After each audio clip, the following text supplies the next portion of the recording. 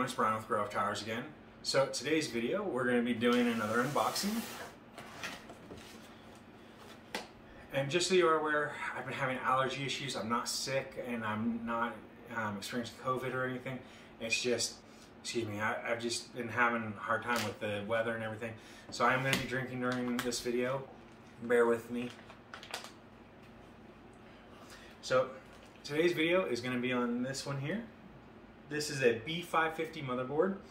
It is the B550M-HDV from ASRock. Now ASRock is a brand that, although it is a leading brand, it has a lot of low-cost, budget-oriented motherboards and parts.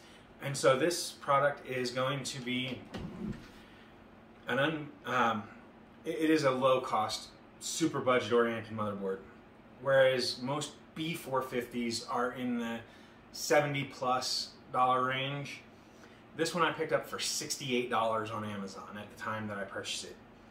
So it is PCIe Gen 4 ready. It is 3rd gen ready, so 3000 series processors. It does not list 5000 ready. Now, the difference to that means that it will run 5000 series CPUs. It is not 5000 ready, meaning that it needs a BIOS update.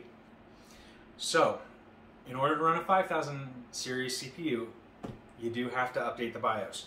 Now, a lot of these have been fitted with a method for doing USB no CPU required updates. Not all of them, so I'm not familiar with this one if it's able to do that or not, but I also don't have any 5000 series CPUs to test it with because of the shortage of silicon. So that aside, I'm going to show you what you get for $68 and tax. Okay? So you get the typical CD installation drivers, which again most people don't need. You get your instruction booklet. It is a rather thick instruction booklet. I am disappointed that a brand new, never opened box, it has a tear in the instruction book. And that's just kind of disappointing. So it is an instruction book though. Most of the time I just toss these away, but it's disappointing to see that in an unopened package, that they weren't even careful enough packing it to prevent damage. You get your I/O shield. You get 2 SATA cables. One is the 90-degree and one is the standard cable. You get your 1 screw for the M.2 drive. Nice cardboard cover to cover anything from being damaged in shipping with the booklet moving around and everything.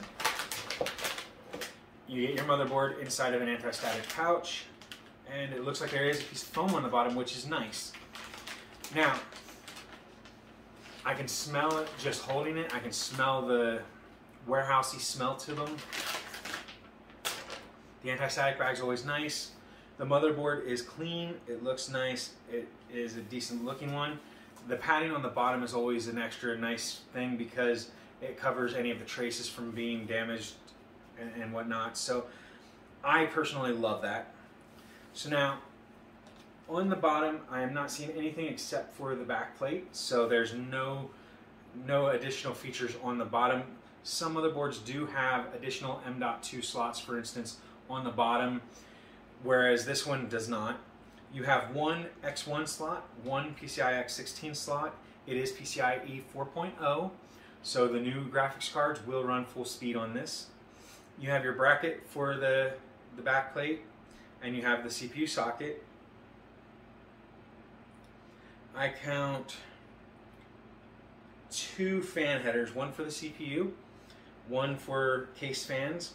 So if you have more than just the rear fan, you're going to have to split it and run the splitter like behind and things like that.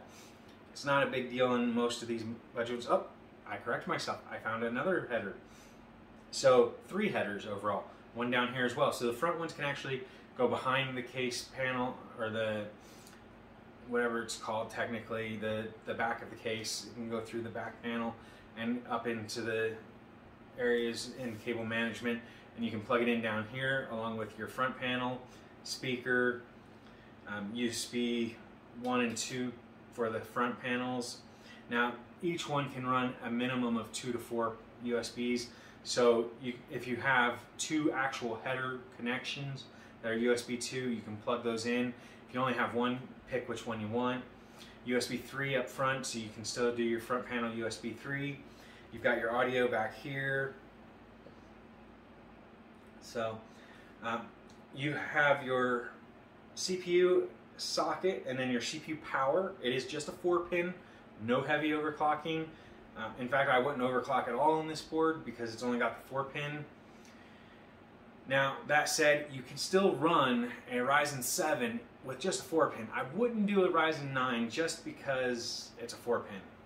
I wouldn't do it. It's too high of a risk. The VRM is basic at best. 4-pin power, I probably wouldn't run better than a Ryzen 5 in this, to be honest. But you should be able to run a Ryzen 7.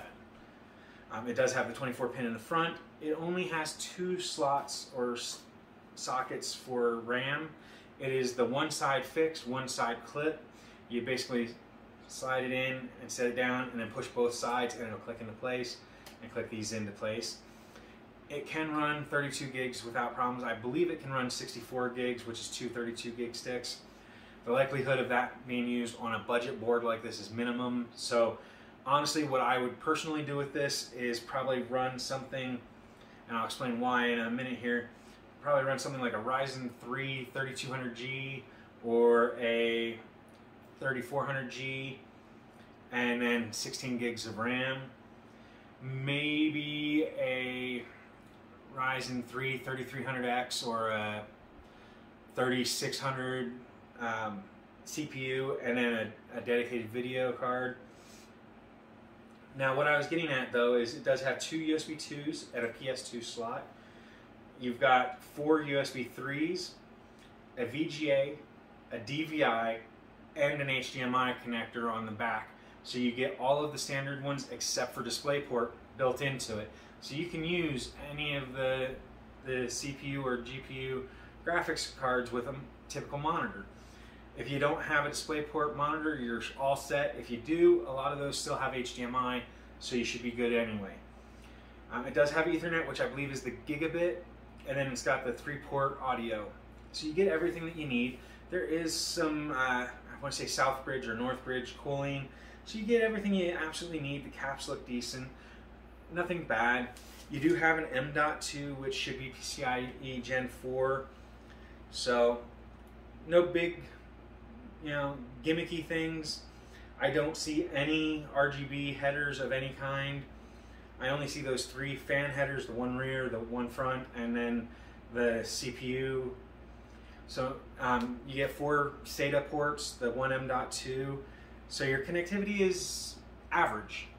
Most people use one M.2 slot and a hard drive, a video card, a CPU, and 2 sticks of RAM. That's the most common configuration that most people use.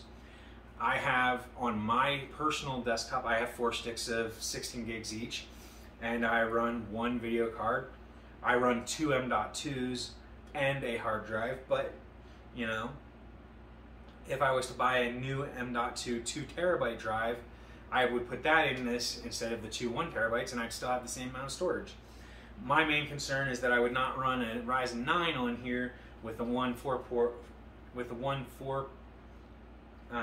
piece connector, and that's what I run is a Ryzen 9. So this wouldn't work for me personally. I wouldn't recommend it for anyone that uses a Ryzen 9, or whether it's a 3000 or a 5000. A Ryzen 5, Ryzen 3, go for it. A Ryzen 7 should still work, but I wouldn't go any higher than that. Personal recommendation. But I do expect to be running this in a build that I'm going to be doing where it will be a Ryzen 3. Hopefully I'll get it running. It's a Ryzen 3 3200G. If not, then I'll toss this into my home server and put the Ryzen 7 3700X into this. And then I will take the X370 out and put the 3200G into that. But that's today's video. Just wanted to share a budget motherboard with you. What it really comes down to is, would I recommend this board for everybody? No. Would I recommend it for overclockers? No. Would I recommend it for people that want high performance workstations like a Ryzen 9? No. Would I recommend it for an everyday user that just games or does schoolwork or things like that? Absolutely. Would I recommend it for somebody that needs a really low cost board to match a low to medium cost CPU? Absolutely. I would also take note that Ryzen 5000 CPUs will run in it, but you will need a BIOS update, which means either an older CPU for the 3000 series, like a Ryzen 3 3100 or 3300X, 3600, 3600X, something like that, to update the BIOS. Or AMD was still running the loaner program last I heard, where you go onto their website and you basically give them a credit card, they send you a CPU to use, you update the BIOS, you ship them back the CPU, they don't charge your card. You keep the CPU, they charge your card. So, would I recommend it for basic budget use? Absolutely no problems. I think it's going to be a great motherboard for that. Would I use it on a high-end machine? Absolutely not. But this day and age, it's kind of hard to do the high-end, especially with graphics cards being triple MSRP anyway. You're going to spend more on the graphics card than you should anyway, so you got to take it out of somewhere. This is a good spot to kind of go to the lower medium range and get like a Ryzen 5 3600 or even a 3500 6-core 6-thread instead of a Ryzen 5 3600 6-core 12-thread. That would run perfectly great in this.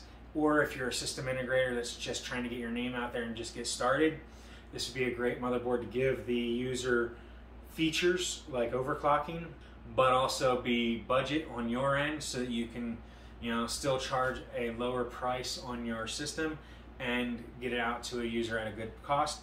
Something like a GT 1030 and a 3100 CPU, great combo for 1080p 30 FPS gaming.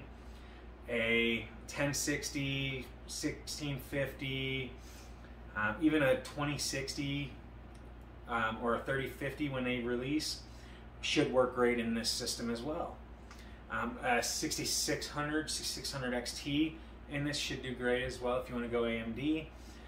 Those are supposed to be releasing soon. As of the time of filming, they have not been released, but they should be released soon. But overall, it's just a budget motherboard with budget uses.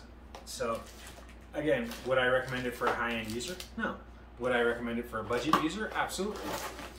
I've used the HDV lineup from other models such as the B550, and they've always worked great. They've done fabulous in my opinion. The 550 HDV should do just as well, and I have no problem recommending this motherboard to a normal everyday user. So if you haven't already, hit the like button down below if you found this video entertaining or educational or informative. If you are not already a subscriber, hit the subscribe button in this general area up here, and that way you can keep up to date on our new videos. Our Twitter handle is @TowersGrey. You're welcome to follow us there for updates and things like that. As always, if you have any questions about the product, myself, or the channel, make sure you leave those in the comment section down below. Other than that, I do hope that you all had a great time watching this video and that you enjoy your day. Thanks for watching, everyone. Bye for now.